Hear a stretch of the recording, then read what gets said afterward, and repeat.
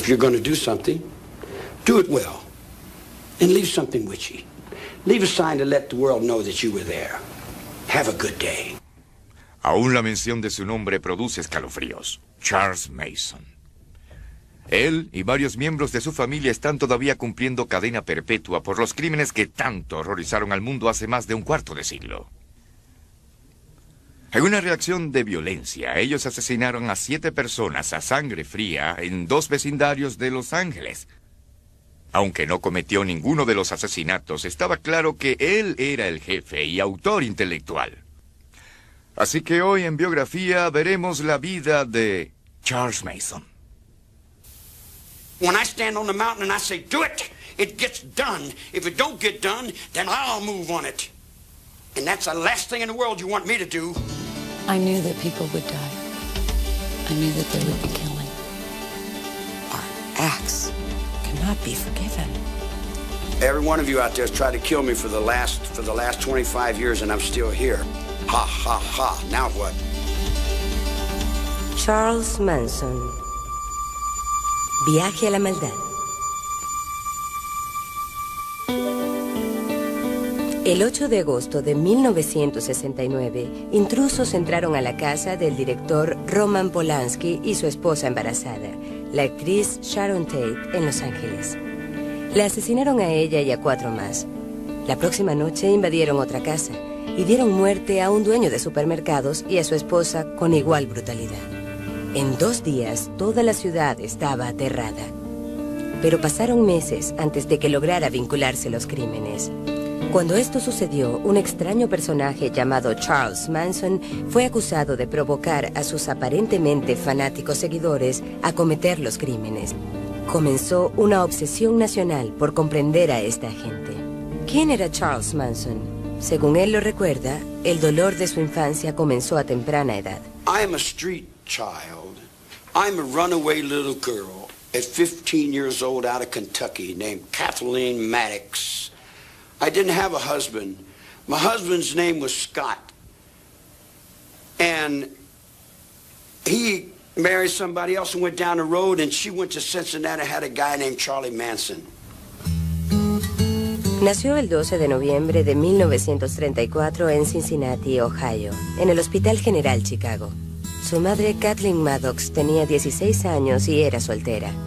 Su padre era un tal coronel Scott, quien conocía desde hace muy poco tiempo a Kathleen. She was very, very motherly looking. She was as motherly looking as my mother was.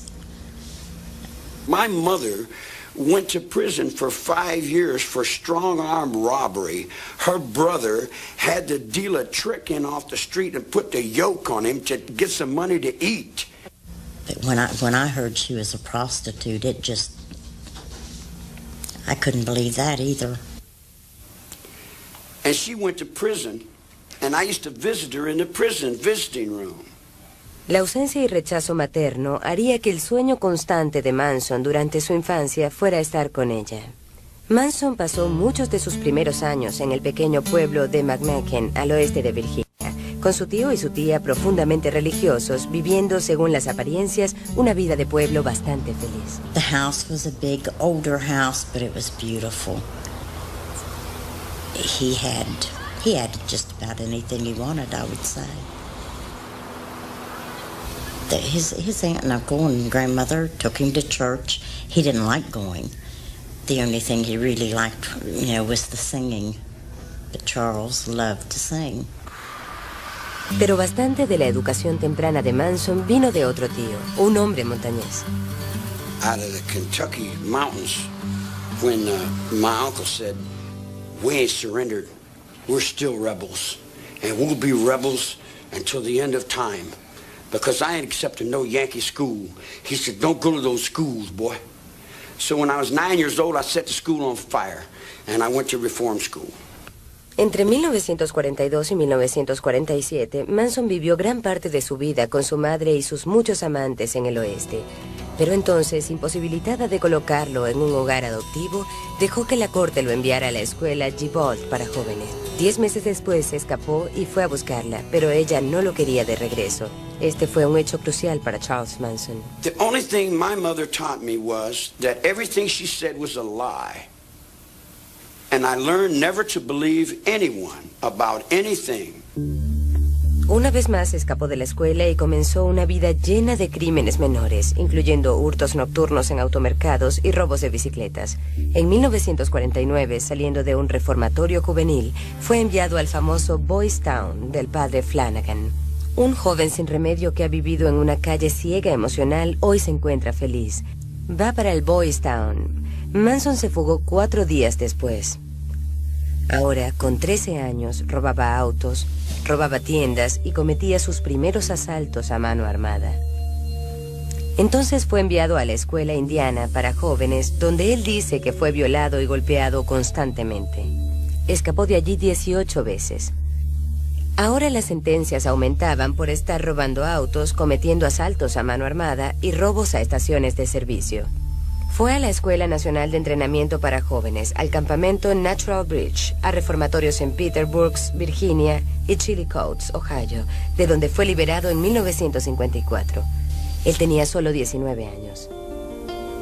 Para esta época en Los Ángeles, una de sus futuras seguidoras, Patricia Krenwinkel, era apenas una pequeña niña. Su cómoda infancia no pudo haber sido más distinta a la de Manson, pero en el hogar de ella también había tristeza. During the time I was brought up, nothing was talked about. I mean, my parents' dissolution of their marriage, you don't talk about that. You don't talk about problems in the home.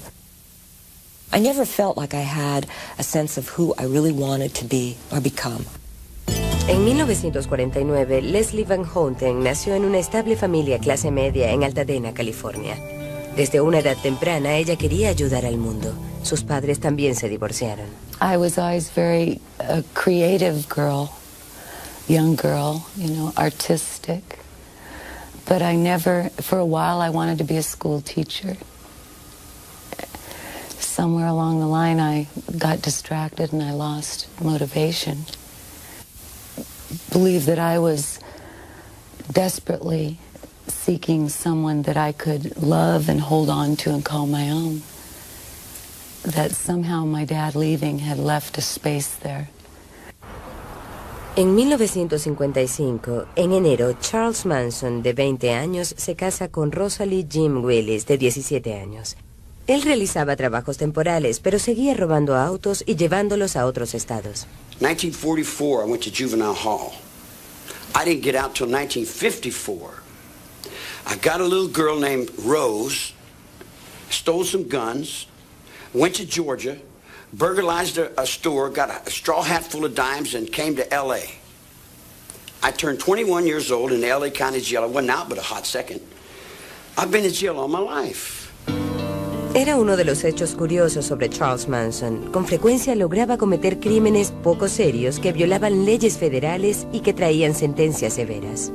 Una sentencia suspendida se extendió a 10 años porque Manson se escapó mientras cumplía condena por forjar un cheque de tesorería por un monto irrisorio. I was struck by something initially, and that is that he had been sentenced to 10 years for attempting to cash a and he did 7.5 years. Desde 1951 hasta 1967, el expediente criminal de Charles Manson muestra una variedad de crímenes, desde robo postal hasta falsificación y prostitución.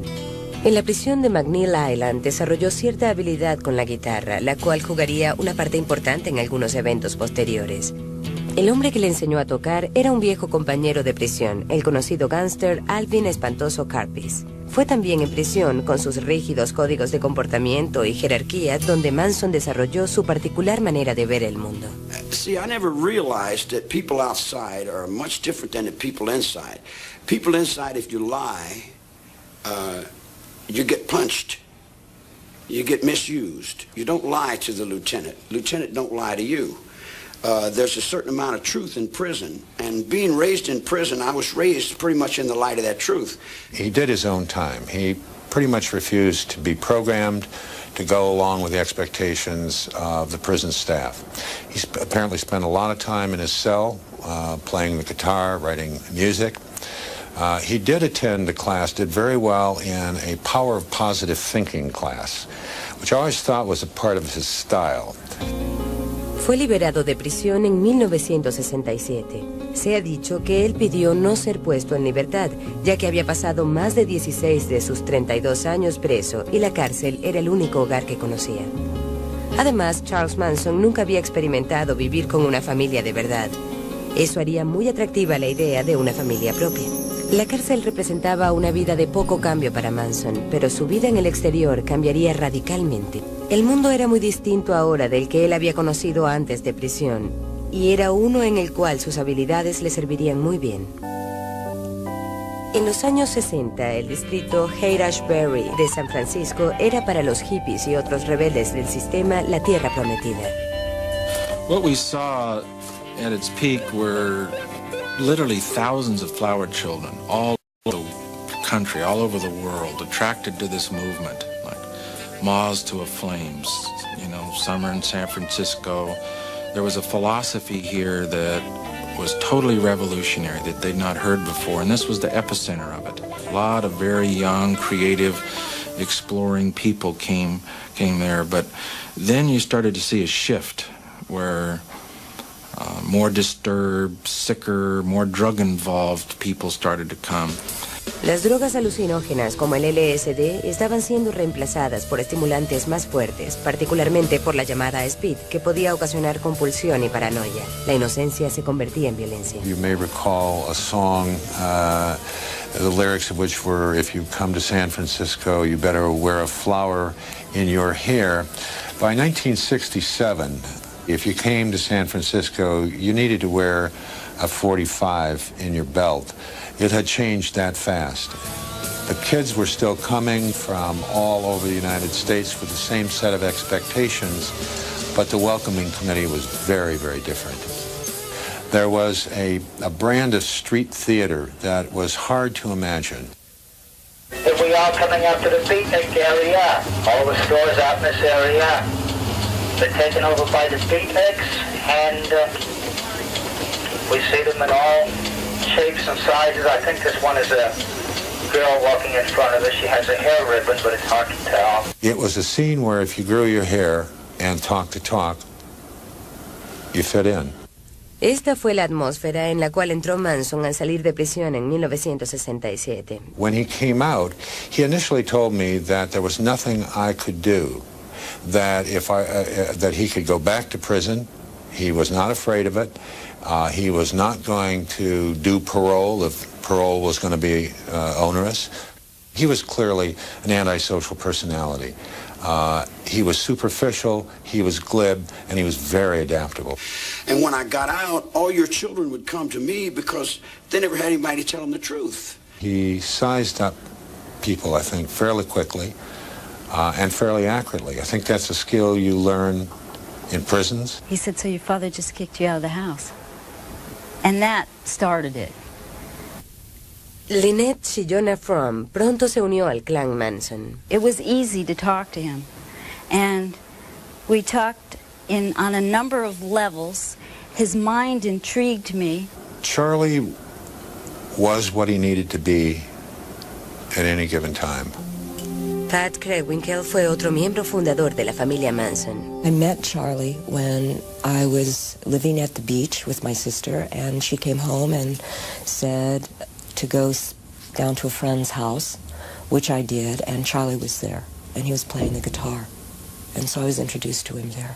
And that night, we slept together, and I felt really loved by him almost immediately, mostly because I think at that point I was really desperate for someone to care. When we made love, all I remember is just crying and crying to this man. I mean, it was like, because he said, oh, you're beautiful. I couldn't believe that. I just started crying. La familia Manson también adoptó hombres. Uno de ellos fue el joven tejano tradicional Charles Tex Watson. Charlie used sex for, number one, when people would come and he wanted power over them, men, he would offer them whatever women he had. And he had certain women he always put out front, which he called his front street girls. They were the ones that he thought were the most beautiful, the ones that would be the most enticing. And that's what he would do. I mean, he was an excellent pimp. Charles Manson no solo seguía atrayendo seguidores, sino que también comenzaba a ejercer un poder mucho mayor. Whatever he believed, I would believe. And I would say, and I would spout off. I began to get increasingly uncomfortable with the amount of control and the way in which he used them. And you could see his sense of power and control growing. Pero al menos en California, la familia era vigilada por agentes externos. I saw him on a weekly basis. He would bring the girls into the office. It was a big occasion. I would go out to a home and see them. There was always that string. There was always some reality.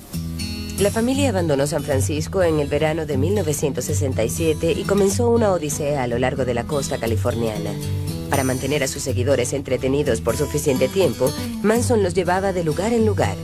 Comenzaron a pasar mucho más tiempo en el área de Los Ángeles. Ahí Manson soñaba con hacerse un nombre en el mundo del rock and roll. I think he felt that once he got down there, things were going to be very, very different. He had contacts with the Beach Boys. A través de sus mujeres, Manson hizo contacto con Dennis Wilson de los Beach Boys. En Los Ángeles, Wilson recogió a las dos hermanas y las llevó a su casa. Pronto aparecieron Manson y el resto de la familia y se mudaron con Wilson por varios meses. Entonces, con Wilson y su amigo el productor Terry Melcher, Manson hizo algunas grabaciones, pero siempre le frustró el hecho de que su música permaneciera anónima. They came to the ranch, lady. I didn't go to them, they came to me. You're stealing my music every day. You're writing my songs, you're playing my game. En agosto de 1968, la hermana Susan Atkins encontró un nuevo hogar para la familia. Un antiguo estudio de cine convertido en establo, propiedad del octogenario y casi ciego llamado George Spann. Leslie Van Houten se unió a la familia en 1968. You know, all very fun in the beginning, innocent. Al principio la familia vivió feliz en el destartalado estudio. Jugaban a interpretar personajes de viejas películas. Era como un campamento vacacional y Manson era el director. It was a great place, actually. We could make anything we wanted out of it. It was like having the Our Gang set, you know. You could turn it into anything. The whole idea was to let time disappear. There was no time. We were all living now. Now was the only time. See, at first the magical mystery tour was that we would be cowboys or gypsies or pirates, and every day it was to wear a different role so that we would get more out of ourselves, and every day was Halloween. Perder la conciencia, destruir viejos egos y reemplazarlos con el ideal de Manson y su muy particular visión del mundo era la verdadera meta de toda esta actuación dirigida por él mismo. If you wipe away somebody's identity, say society is corrupt, forget about everything you ever learned, but then you substitute your own philosophy, it's like wiping the blackboard clean and then introducing your philosophy, and then you become the absolute leader. Poco a poco, la familia Manson se hacía más fuerte. One of his things was to stop you during the day, and he'd put your palms up to his, and then he'd move them in any direction that he could. Or he'd make a series of faces, and then you were supposed to try to keep up with them. And the whole thing was always geared toward just complete mirroring of him. Una poderosa manera de Manson para mantener el control era con drogas, especialmente LSD. We took hundreds of trips together. Los viajes psicodélicos eran ejercicios de manipulación total. With Charlie, he actually did almost like drug programming. I mean, he was the focal point at all times. And what seems so amazing is that he somehow, because acid is a very powerful drug, and it's like, I would feel like totally out of control, and yet I would watch him and he would seem totally in control. One of the things, when I look back, I realize I didn't always see him take acid. I don't think he did. The idea was to get rid of all the conditioning, to die in yourself. So he would hold you up and say something to you. Say, see, I can see your mother on you. It's still the conditioning. You know, you haven't gotten rid of it. You're not dead yet. Sometimes he would reenact the crucifixion when we were on LSD.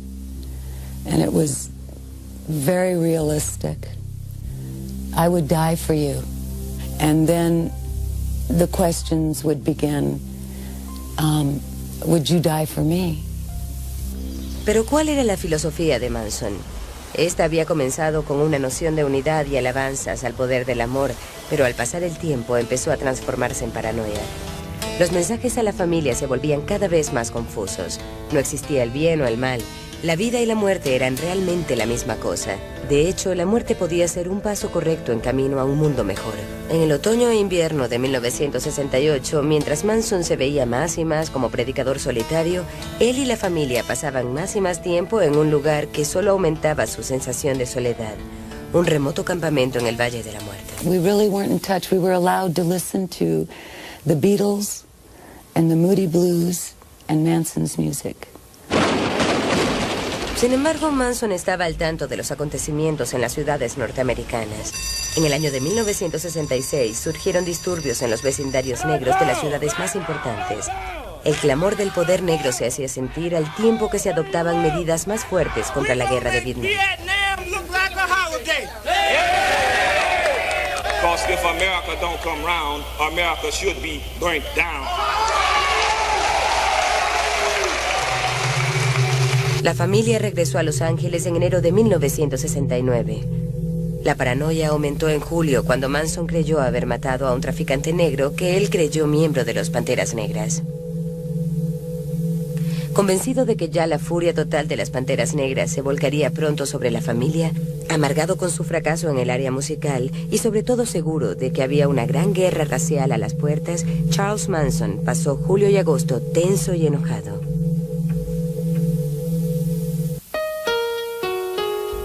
La noche del 9 de agosto de 1969, en una casa en Cielo Drive, en Los Ángeles, la actriz Sharon Tate, esposa del director de cine Roman Polanski, con 8 meses de embarazo, estaba en casa con sus amigos el peluquero Jay Sembrin, la millonaria Abigail Folger y el señor Wojtek Frykowski. Un joven llamado Stephen Parent también estaba en casa visitando a la empleada doméstica. Los asesinatos comenzaron con algunos preparativos en el rancho Span. I was with the children. We were in a trailer. I was with someone else, and we were in a trailer. And Charlie came and woke me up. And he said, "Get up. I want you to go somewhere." He said, "Get in the car." And I was in the car with Tex and Linda Kasabian and Susan Atkins. And he said, "Do everything that Tex says." And we were off. Tex Watson fue el primero en entrar a la casa. Cuando se consiguió a Stephen Parent sentado en su auto, le disparó 4 veces. We heard gunshots. He came back and told us to come with him. And we followed. Trying to get into the house, he eventually, I think he went through a window or something, returned to a front door and allowed the rest of us to enter. There was a man that he was dealing with, and I think that was Jay Sebring, I believe. He had him on the floor or something, and he was going to tie him up. And he asked Susan to check the back rooms. And what began to happen is a scuffle started taking place between Tex and the man and Jay Sebring, and he shot him, and everyone else at that point obviously was getting really frightened and scared. And what eventually took place is that there was an attempt to tie everyone up, and when there was an attempt to tie everyone up, eventually Abigail Folger started to get herself undone, and she took off. I ran after her with an upraised knife, and we went out through a back door out onto the lawn, and I started stabbing her. I ran her down, and I began to stab her. I remember her saying, "I'm already dead." Fue Tex Watson quien dio la mayoría de los golpes fatales en la casa esa noche. We were so locked in, it's just okay, this must be this, and when you just become more in more like a robot, somehow this must bring it. Los resultados fueron terribles. Había sangre por todo el lugar. Una cuerda amarrada 2 veces alrededor del cuello de Sharon Tate, lanzada sobre una viga y amarrada al cuello de Jay Sebring. Folger y Frykowski estaban en el césped. Stephen Parent estaba muerto en su auto. En la puerta principal, escrita con sangre de Tate, estaba la palabra cerdo. Aparte de presentar múltiples balazos y golpes, las víctimas fueron acuchilladas un total de 102 veces.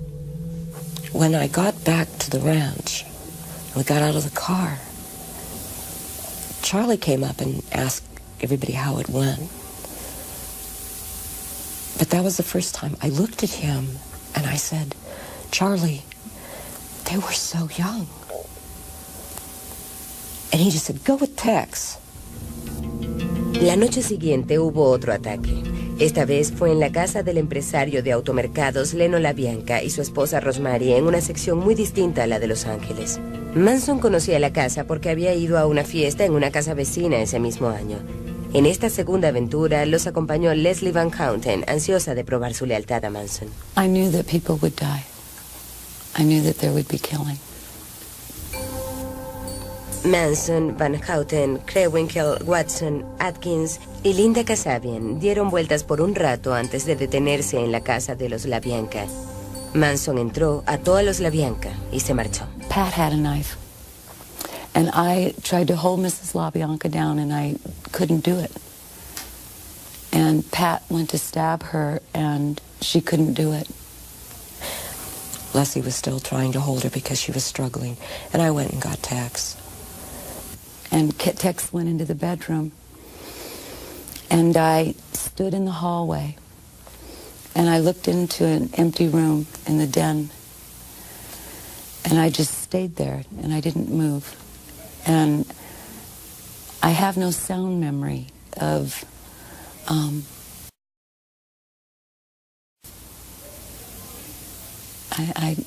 all I remember is staring into that room. And then Tex turned me around and handed me the knife, and he said, do something. Because Manson had told him to make sure that all of us got our hands dirty. And I stabbed Mrs. LaBianca in the lower back about 16 times. La escena del segundo crimen no fue menos macabra que la de la primera noche. Había un tenedor de cocina clavado en el estómago de Leno LaBianca, un cuchillo en su garganta y la palabra guerra escrita en su piel. La señora LaBianca estaba en su habitación, su cabeza cubierta con una caja y un cable amarrado alrededor de su cuello. En las paredes, escrito con sangre, las palabras muerte a los cerdos y asciende. Y en la puerta del refrigerador, las palabras helter skelter, caos y confusión. I said, if you're gonna do something, leave something witchy. Just like I would tell you, if you're going to do something, do it well. And leave something witchy. Leave a sign to let the world know that you were there. Have a good day. Las 2 víctimas habían sido apuñaladas un total de 67 veces. Simultáneamente, las noticias de la primera noche sacudían Los Ángeles como un terremoto. There was a terrible fear, a terrible trepidation on the part of the Hollywood community that this killing, this ritualistic killing, had something to do with celebrityism.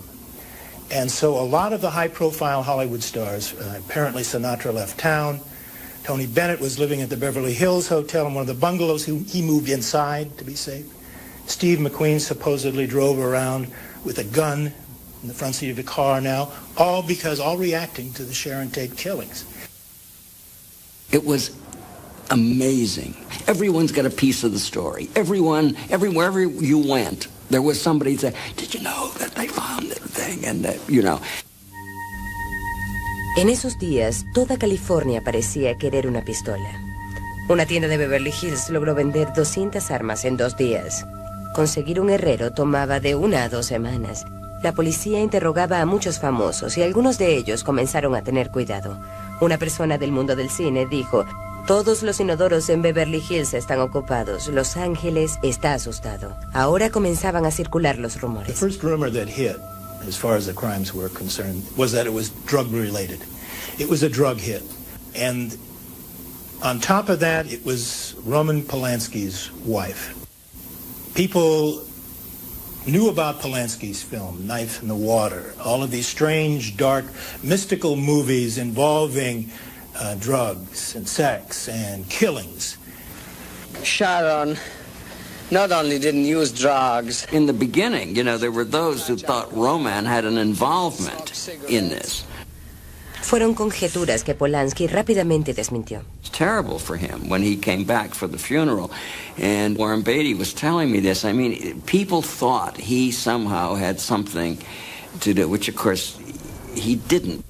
Aunque eran obvias las similitudes que existían entre los ataques a las familias Tate y LaBianca, la policía creía que el segundo crimen era solamente una copia basada en la publicidad dada al primero. De hecho, ambas investigaciones se realizaron separadamente. Durante las pesquisas, la familia fue arrestada por una acusación de robo de automóvil y liberada inmediatamente. Se dirigieron entonces hacia el norte, a la seguridad del rancho Parker. El 10 de octubre, la familia fue arrestada otra vez por nuevas acusaciones de robo y fraude. Y mientras estaban en la cárcel, afloró la historia de los asesinatos. La hermana Susan Atkins fue implicada por otro miembro en un crimen anterior. Presa en Los Ángeles, le contó a los reos acerca de los asesinatos. Mientras más asesinas, más te gusta hacerlo, les dijo. Uno de los reos le contó la historia a la policía. En diciembre de 1969, 4 meses después de los crímenes, Charles Manson y 5 miembros de la familia fueron acusados por los asesinatos Tate LaBianca. Lo que algunos llamaron el crimen del siglo, ahora se transformaba en un juicio que hipnotizaría a la nación. El juicio de Charles Manson, Pat Krawinkle, Leslie Van Houten y Susan Atkins por los asesinatos Tate y LaBianca comenzaron el 15 de julio de 1970. Manson pidió permiso para ser su propio abogado, lo cual le fue negado. Aún así, siempre estuvo claro que Manson tenía total control de la defensa. You have to realize that I viewed Manson as being the main defendant. To convict his co-defendants and have him walk out of court, I think, would have been an unsuccessful prosecution. The problem was that Manson was not at the murder scene. He did not physically participate in these murders. So I had to bring him in by way of circumstantial evidence. And also by the law of conspiracy. El corazón del caso de la fiscalía era la extraña historia del Helter Skelter, la extraña fantasía apocalíptica que Charles Manson había tejido con una gran seguridad de que estallaría una guerra racial. Helter Skelter provenía del nombre de una canción de los Beatles. Manson envisioned that white people would turn against the black man if they thought the black man had committed these 7 murders, and ultimately there would be a civil war between blacks and whites out on the street. During the war, he told them, he said, we're going to hide out in the bottomless pit in the desert, a place he derived from Revelation 9, a chapter in the last book of the New Testament. Manson foresaw that the black man would win this war. But later on, he said the black man, because of inexperience, would simply not be able to handle the reins of power. So we would have to look around at those white people who had survived, who had escaped from Helter Skelter. And he said, we'll come out of the bottomless pit, and quoting Manson, we'll send Blackie on his way to picking cotton, and we'll take over the leadership of the world. La principal testigo era Linda Kasabian, quien había conducido el auto durante la noche de los asesinatos. Ella acordó testificar a cambio de inmunidad. En la corte y en todos Los Ángeles se sentía una atmósfera tan extraña como los mismos acusados. It may be more than 6 months before the Tate case finally goes to trial here at the Hall of Justice, but Hollywood isn't waiting. 2 movies about the mass murders already are in the works. One producer said his film will concentrate on the hippie clan charged with murder and explain on the screen why they might have done it. Día tras día, Manson iba al tribunal y, utilizando sus trucos, intimidaba y divertía. He was playing the people. He was playing to the courtroom. He was playing to the press. We had quite a few staring sessions. He was always staring at people. You know, he'd stare at the jury, and they would turn away. He'd turn around and stare at spectators. Durante el juicio, tal como ocurría en su vida diaria, las 3 mujeres seguían todas las órdenes de Manson. The entire proceedings were scripted by Charlie. Every day we'd meet and he'd decide, well, today I want you each to stand up and hold your hands in some stupid symbols. You're going to get up and scream. You know, each day was scripted. And on that day we proceeded through the events. With Manson, he believed that everything we did was creating some picture that was going to go out in the universe and somehow change it bend it towards his will. La marcha diaria de Van Houten, Atkins y Kruewinkel, sonriendo y cantando, era enfadosa para quienes la vieran en las noticias. La canción que cantaban había sido compuesta por Manson.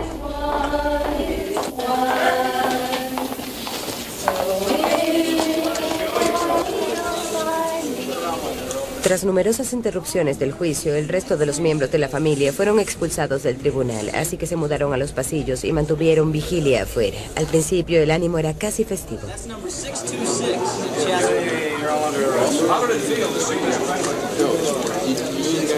We saw them every day, you know. Come on, Squeaky, you can't really be serious about that, you know. And we would banter back and forth, and so there was a joviality. Pero tratando de impresionar al jurado, Manson escribió una X en su frente con un cuchillo, simbolizando su retiro de la sociedad. La semana siguiente, las 3 mujeres lo copiaron. La atención sobre el juicio ocasionó intervenciones no beneficiosas de altos niveles. El presidente Nixon habló sobre Manson en uno de sus discursos. Here is a man who was guilty, directly or indirectly, of 8 murders without reason. Here is a man yet who, as far as the coverage was concerned, appeared to be rather a glamorous figure.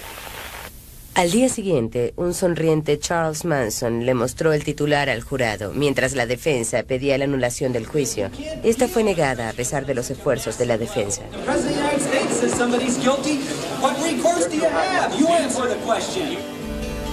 Dentro del tribunal, el momento más dramático ocurrió el 5 de octubre de 1970. Manson saltó 3 metros hacia el juez. Fue sometido y el juicio continuó. El 16 de noviembre, la Fiscalía y la defensa tomaron un descanso. No se llamó a un solo testigo. Los frecuentes cambios en la defensa ocasionaban muchos problemas. También hubo gran desconcierto cuando el abogado defensor Ronald Hughes no se presentó al tribunal. Su cuerpo fue descubierto después en las afueras de la ciudad. Un ex miembro de la familia dijo posteriormente que fue asesinado por desacuerdos con Manson sobre la defensa de Van Houten. El 25 de enero de 1971, tras 9 días de deliberaciones, el jurado encontró a cada uno de los acusados culpables de homicidio en primer grado. En un juicio separado, Tex Watson también fue encontrado culpable y sentenciado a muerte. Cuando llegó el momento de la sentencia, las mujeres testificaron y trataron de exonerar a Manson. Ahora cambiaban las instrucciones de Manson. One of the things that Charlie always promoted about himself was, I don't lie. And all of a sudden he was asking every one of us to lie on a daily basis about something. Oh, say this, say that. And we're going, but I didn't do that. And it was like, you lie? A God lies? El 29 de marzo, el jurado propuso al juez la pena de muerte para todos. El juez siguió la recomendación. En protesta, las mujeres se cortaron el cabello. Before that clerk reads that verdict, you don't know what he's going to say, life or death. It's a very tense, suspenseful moment. And I looked over at Manson and his hands were trembling. Now here's someone who always spoke about the beauty of death. He was always telling everyone death is a beautiful thing, and maybe when we kill these people, we're doing them a favor, they don't even realize it. But I was with him for 9.5 months, and he fought very hard for his own life, see? So that was just pure hypocrisy on his part. Ahora los acusados estaban condenados a muerte. Para algunos de ellos era una especie de alivio. I was more than willing to go to the gas chamber. I didn't fear it. The death penalty for me at the time seemed, it almost justified my not having to deal with what I had done. It was the eye for an eye. They're going to kill me. I don't have to deal with it. En 1972, la Corte Suprema derogó la pena capital. Todas las sentencias fueron cambiadas a cadena perpetua. En el caso de Charles Manson, hubo un cierto elemento irónico. In fact, he told me after the trial, Bugliosi says, you know, you haven't achieved anything here. He said, all you've done is send me back to where I came from. But I said, well, yeah, Charlie, that's true, but as far as I know, you've never been in the green room before. The green room is a reference to San Quentin gas chamber. The next year, I was driving my car, and the car radio was on. And I heard where the U.S. Supreme Court had set aside the death penalty, Furman versus Georgia. And the very first thought that came to my mind is that what Manson had told me at the end of the trial was true. That all we did is send him back to where he came from, and he doesn't mind prison life. So in a sense, and I hate to say this, in a sense, Manson has beaten the rap. Esto fue en 1972. Pat Krenwinkel y Leslie Van Houten todavía eran mujeres jóvenes, con una vida por delante, una vida para asumir lo que ellas habían hecho.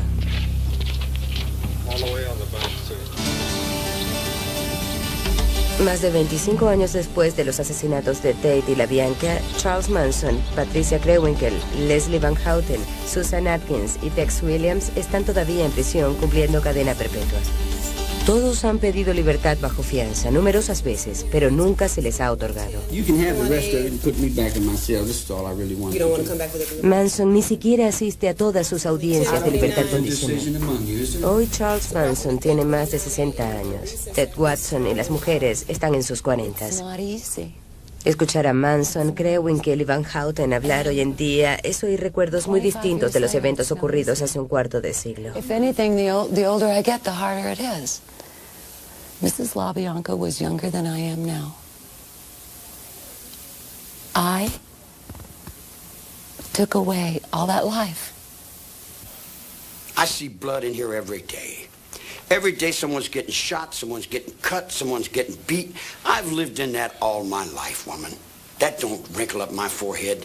You can pile 100 dead bodies up in front of my cell and it don't set me to do nothing. Every day I wake up and know that I'm a destroyer of the most precious thing, which is life. And living with that is the most difficult thing of all. And I do that because that's what I deserve, is to wake up every morning and know that. You know, it didn't happen overnight. He spent a lot of time taking middle-class girls and remolding them. I never broke nobody's will. I never told anybody to do anything other than what they wanted to do. Oh, Charlie's just absolutely lying.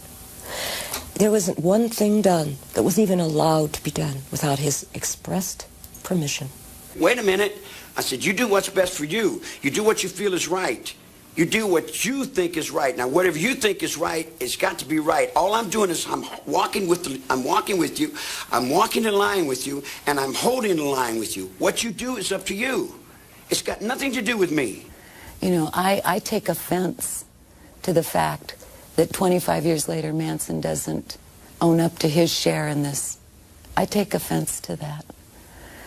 I take responsibility for my part. And part of my responsibility was helping create him. Every once in a while I get letters from children. And they seem to think that what we did is all right. There is nothing that we did that is all right. Nothing. He was not Jesus Christ or Satan. He was a very odd, bizarre, high-energy little antisocial who had some poor, confused, middle-class dropouts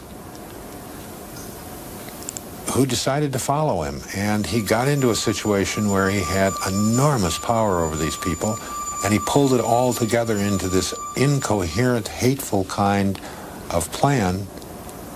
And there was no one there to say, Charlie, girls, this is crazy. Desde el juicio en 1971, 8 veces se le ha negado la libertad a Mason. Su próxima audiencia es en abril de 1997.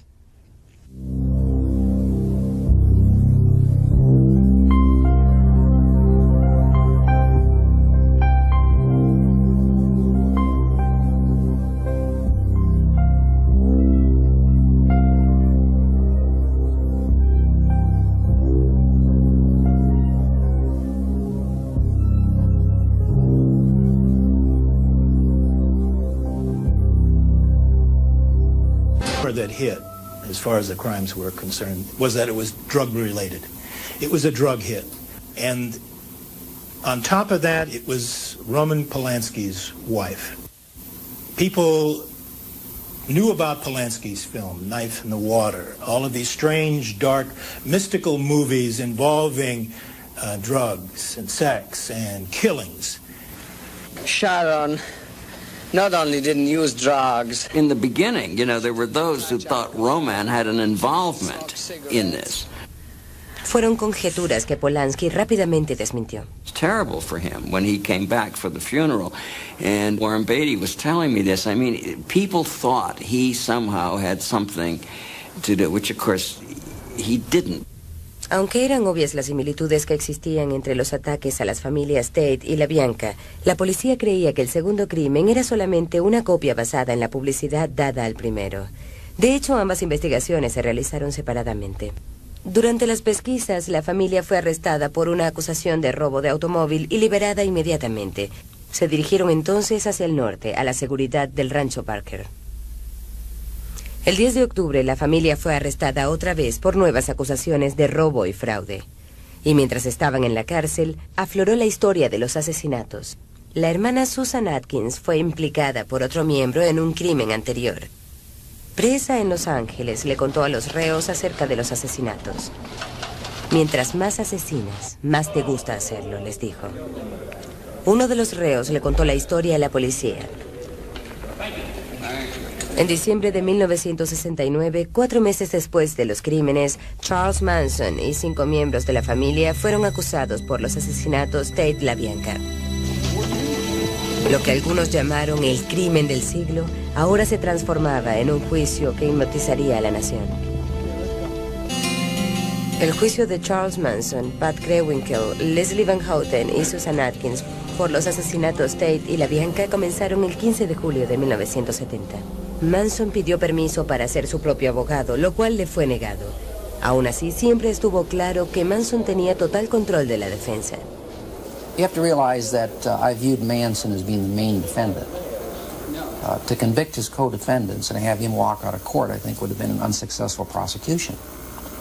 The problem was that Manson was not at the murder scene. He did not physically participate in these murders. So I had to bring him in by way of circumstantial evidence. And also by the law of conspiracy.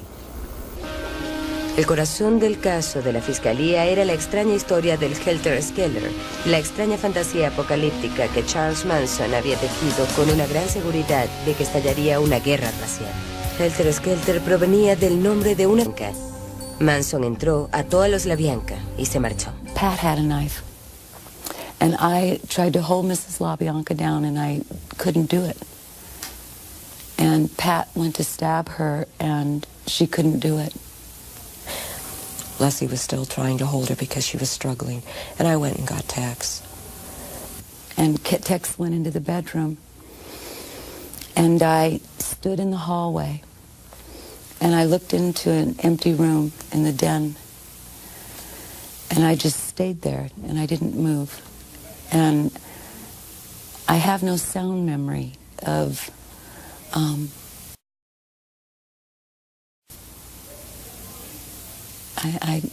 all I remember is staring into that room. And then Tex turned me around and handed me the knife, and he said, do something. Because Manson had told him to make sure that all of us got our hands dirty. And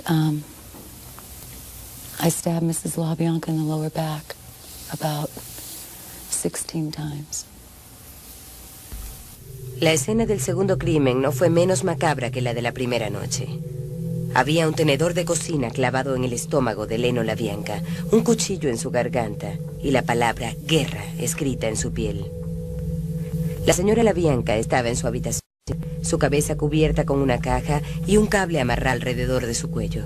En las paredes, escrito con sangre, las palabras muerte a los cerdos y asciende.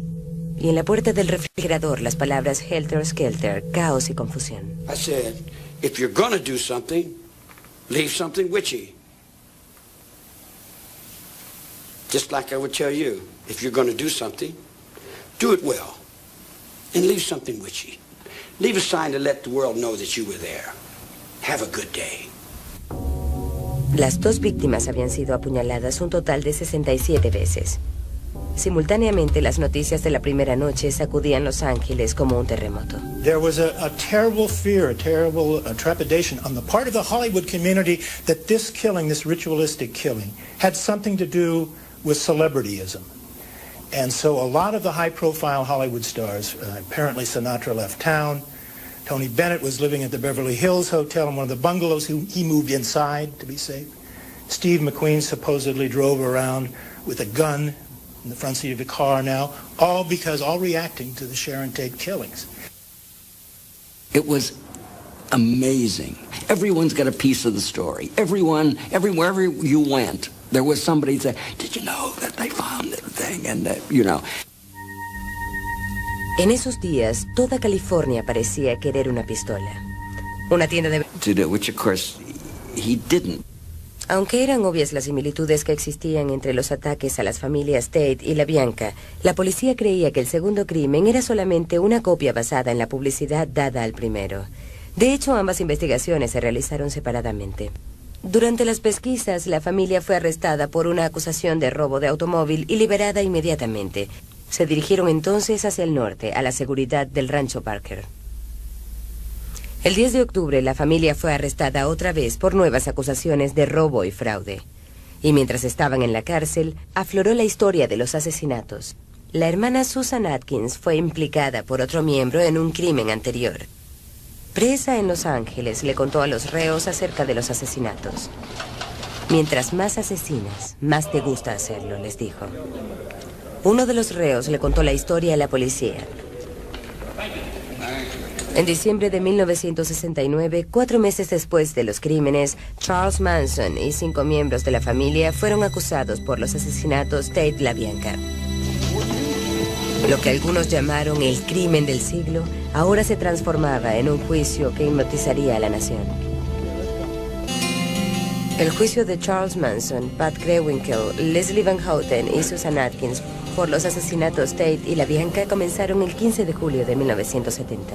Manson pidió permiso para ser su propio abogado, lo cual le fue negado. Aún así, siempre estuvo claro que Manson tenía total control de la defensa. You have to realize that I viewed Manson as being the main defendant. To convict his co-defendants and have him walk out of court, I think, would have been an unsuccessful prosecution. The problem was that Manson was not at the murder scene. He did not physically participate in these murders. So I had to bring him in by way of circumstantial evidence. And also by the law of conspiracy. El corazón del caso de la fiscalía era la extraña historia del Helter Skelter, la extraña fantasía apocalíptica que Charles Manson había tejido con una gran seguridad de que estallaría una guerra racial. Helter Skelter provenía del nombre de una canción de los Beatles. Manson envisioned that white people would turn against the black man if they thought the black man had committed these 7 murders, and ultimately there would be a civil war between blacks and whites out on the street. During the war, he told them, he said, we're going to hide out in the bottomless pit in the desert, a place he derived from Revelation 9, a chapter in the last book of the New Testament. Manson foresaw that the black man would win this war. But later on, he said the black man, because of inexperience, would simply not be able to handle the reins of power. So we would have to look around at those white people who had survived, who had escaped from Helter Skelter. And he said, we'll come out of the bottomless pit, and quoting Manson, we'll send Blackie on his way to picking cotton, and we'll take over the leadership of the world. La principal testigo de violencia. Ellos asesinaron a 7 personas a sangre fría en 2 vecindarios de Los Ángeles. Aunque no cometió ninguno de los asesinatos, estaba claro que él era el jefe y autor intelectual. Así que hoy en Biografía veremos la vida de Charles Manson. When I stand on the mountain and I say, do it, it gets done. If it don't get done, then I'll move on it. And that's the last thing in the world you want me to do. I knew that people would die. I knew that there would be killing. Our acts cannot be forgiven. Every one of you out there has tried to kill me for the last 25 years, and I'm still here. Ha, ha, ha. Now what? Charles Manson. Viaje a la maldad. El 8 de agosto de 1969, intrusos entraron a la casa del director Roman Polanski y su esposa embarazada, la actriz Sharon Tate, en Los Ángeles. La asesinaron a ella y a 4 más. La próxima noche invadieron otra casa y dieron muerte a un dueño de supermercados y a su esposa con igual brutalidad. En 2 días, toda la ciudad estaba aterrada.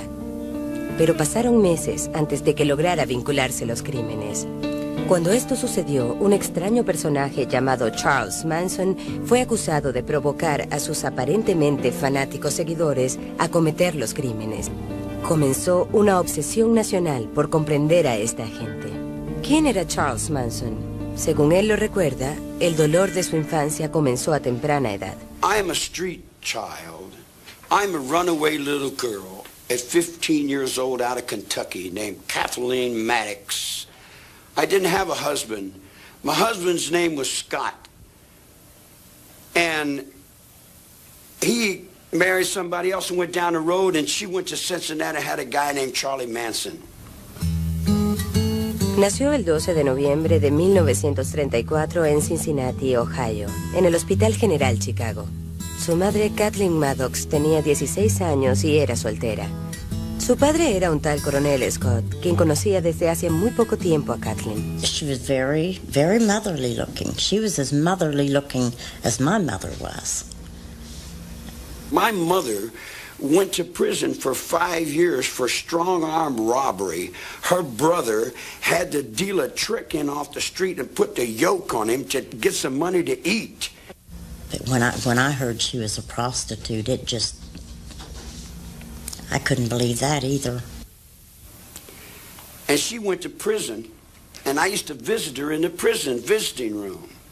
La ausencia y rechazo materno haría sus primeros años en el pequeño pueblo de McMacken, al oeste de Virginia, con su tío y su tía profundamente religiosos, viviendo, según las apariencias, una vida de pueblo bastante feliz. The house was a big, older house, but it was beautiful. He had just about anything he wanted, I would say. His aunt and uncle and grandmother took him to church. He didn't like going. The only thing he really liked, was the singing. But Charles loved to sing. Pero bastante de la educación temprana de Manson vino de otro tío, un hombre montañés. Out of the Kentucky mountains, when my uncle said, "We ain't surrendered. We're still rebels, and we'll be rebels until the end of time, because I ain't accepting no Yankee school." He said, "Don't go to those schools, boy." So when I was 9 years old, I set the school on fire, and I went to reform school. Entre 1942 y 1947, Manson vivió gran parte de su vida con su madre y sus muchos amantes en el oeste. Pero entonces, imposibilitada de colocarlo en un hogar adoptivo, dejó que la corte lo enviara a la escuela Gibault para jóvenes. 10 meses después se escapó y fue a buscarla, pero ella no lo quería de regreso. Este fue un hecho crucial para Charles Manson. The only thing my mother taught me was that everything she said was a lie. And I learned never to believe anyone about anything. Una vez más escapó de la escuela y comenzó una vida llena de crímenes menores, incluyendo hurtos nocturnos en automercados y robos de bicicletas. En 1949, saliendo de un reformatorio juvenil, fue enviado al famoso Boys Town del padre Flanagan. Un joven sin remedio que ha vivido en una calle ciega emocional hoy se encuentra feliz. Va para el Boys Town. Manson se fugó 4 días después. Ahora, con 13 años, robaba autos, robaba tiendas y cometía sus primeros asaltos a mano armada. Entonces fue enviado a la escuela indiana para jóvenes, donde él dice que fue violado y golpeado constantemente. Escapó de allí 18 veces. Ahora las sentencias aumentaban por estar robando autos, cometiendo asaltos a mano armada y robos a estaciones de servicio. Fue a la Escuela Nacional de Entrenamiento para Jóvenes, al campamento Natural Bridge, a reformatorios en Petersburg, Virginia y Chillicothe, Ohio, de donde fue liberado en 1954. Él tenía solo 19 años. Para esta época en Los Ángeles, una de sus futuras seguidoras, Patricia Krenwinkel, era apenas una pequeña niña. Su cómoda infancia no pudo haber sido más distinta a la de Manson, pero en el hogar de ella también había tristeza. During the time I was brought up, nothing was talked about. I mean, my parents... Manson hizo algunas grabaciones, pero siempre le frustró el hecho de que su música permaneciera anónima. They came to the ranch, lady. I didn't go to them, they came to me. You're stealing my music every day. You're writing my songs, you're playing my game. En agosto de 1968, la hermana Susan Atkins encontró un nuevo hogar para la familia. Un antiguo estudio de cine convertido en establo, propiedad del octogenario y casi ciego llamado George Spann. Leslie Van Houten se unió a la familia en 1968. You know, all very fun in the beginning, innocent. Al principio la familia vivió feliz en el destartalado estudio. Jugaban a interpretar personajes de viejas películas. Era como un campamento vacacional y Manson era el director. It was a great place, actually. We could make anything we wanted out of it. It was like having the Our Gang set, you know. You could turn it into anything. The whole idea was to let time disappear. There was no time. We were all living now. Now was the only time. See, at first the magical mystery tour was that we would be cowboys or gypsies or pirates, and every day it was to wear a different role so that we would get more out of ourselves, and every day was Halloween.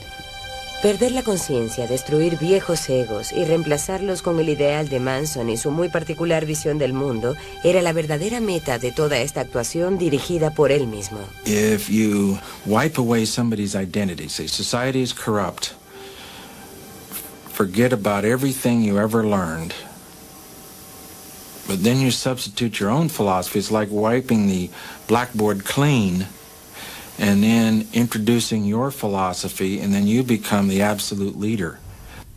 Poco a poco, la familia Manson se hacía más fuerte. One of his things was to stop you during the day, and he'd put your palms up to his, and then he'd move them in any direction that he could.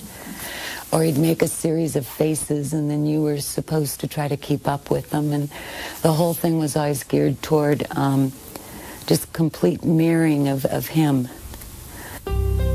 Una poderosa manera de Manson para mantener el control era con drogas, especialmente LSD. We took hundreds of trips together. Los viajes psicodélicos eran ejercicios de manipulación total. With Charlie, he actually did almost like drug programming. I mean, he was the focal point at all times. And what seems so amazing is that he somehow, because acid is a very powerful drug, and it's like I would feel like totally out of control, and yet I would watch him and he would seem totally in control. One of the things, when I look back, I realized I didn't always see him take acid. Tiro de la sociedad. La semana siguiente, las tres mujeres lo copiaron. La atención sobre el juicio ocasionó intervenciones no beneficiosas de altos niveles. El presidente Nixon habló sobre Manson en uno de sus discursos. Here is a man who was guilty, directly or indirectly, of 8 murders without reason. Here is a man yet who, as far as the coverage was concerned, appeared to be rather a glamorous figure. Al día siguiente, un sonriente Charles Manson le mostró el titular al jurado, mientras la defensa pedía la anulación del juicio. Esta fue negada a pesar de los esfuerzos de la defensa.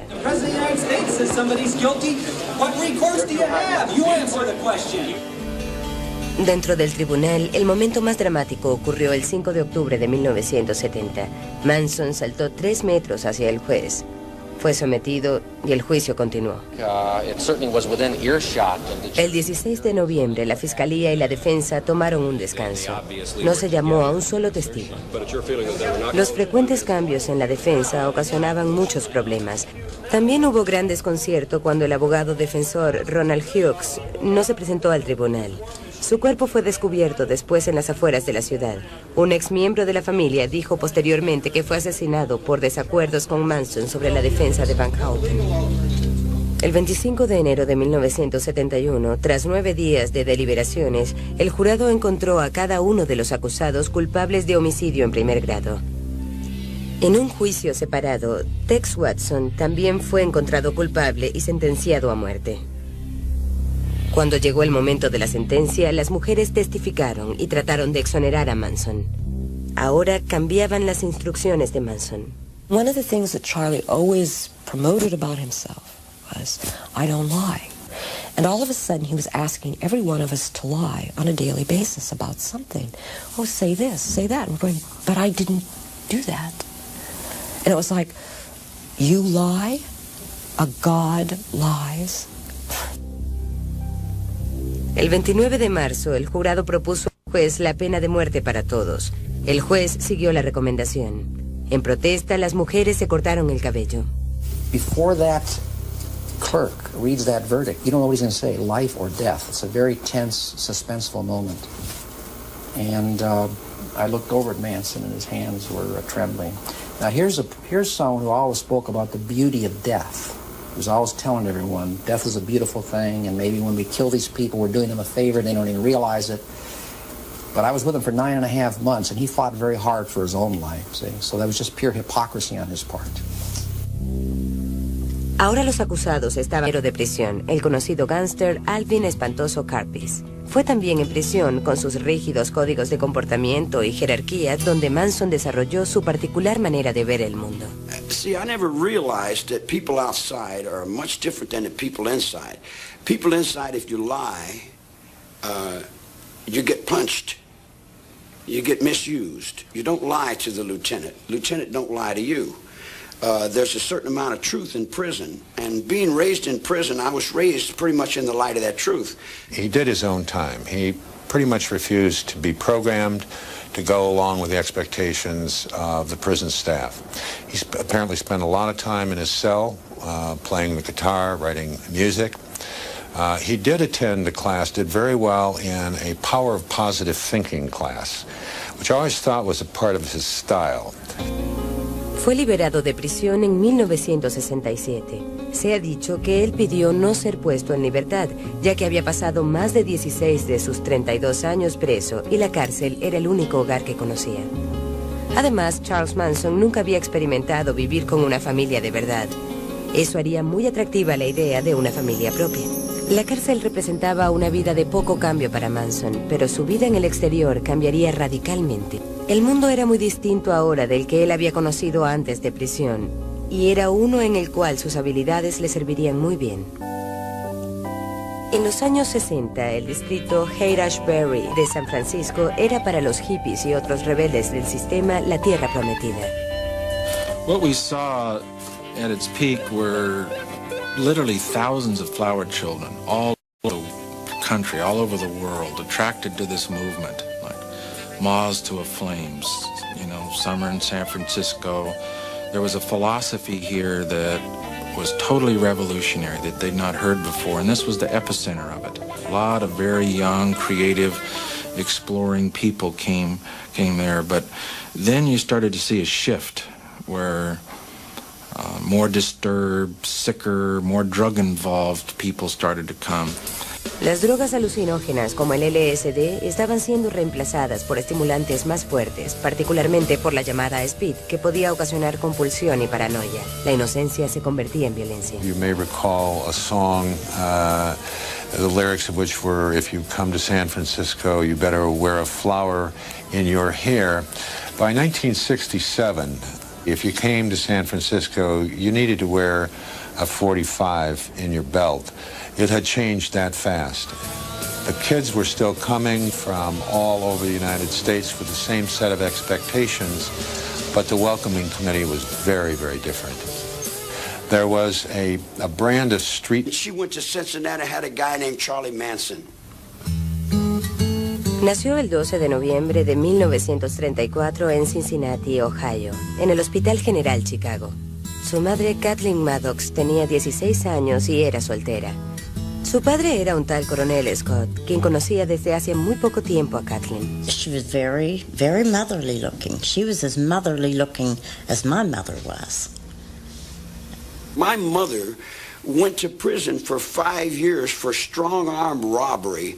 Her brother had the dealer trick in off the street and put the yoke on him to get some money to eat. But when I heard she was a prostitute, it just, I couldn't believe that either. And she went to prison, and I used to visit her in the prison visiting room. La ausencia y rechazo materno haría que el sueño constante de Manson durante su infancia fuera estar con ella. Manson pasó muchos de sus primeros años en el pequeño pueblo de McMakin, al oeste de Virginia, con su tío y su tía profundamente religiosos, viviendo, según las apariencias, una vida de pueblo bastante feliz. The house was a big, older house, but it was beautiful. He had just about anything he wanted, I would say. His aunt and uncle and grandmother took him to church. He didn't like going. The only thing he really liked, was the singing. But Charles loved to sing. Pero bastante de la educación temprana de Manson vino de otro tío, un hombre montañés. Out of the Kentucky mountains, when my uncle said, "We ain't surrendered. We're still rebels, and we'll be rebels until the end of time, because I ain't accepting no Yankee school." He said, "Don't go to those schools, boy." So when I was 9 years old, I set the school on fire, and I went to reform school. Entre 1942 y 1947, Manson vivió gran parte de su vida con su madre y sus muchos amantes en el oeste. Pero entonces, imposibilitada de colocarlo en un hogar adoptivo, dejó que la corte lo enviara a la escuela Gibault para jóvenes. 10 meses después se escapó y fue a buscarla, pero ella no lo quería de regreso.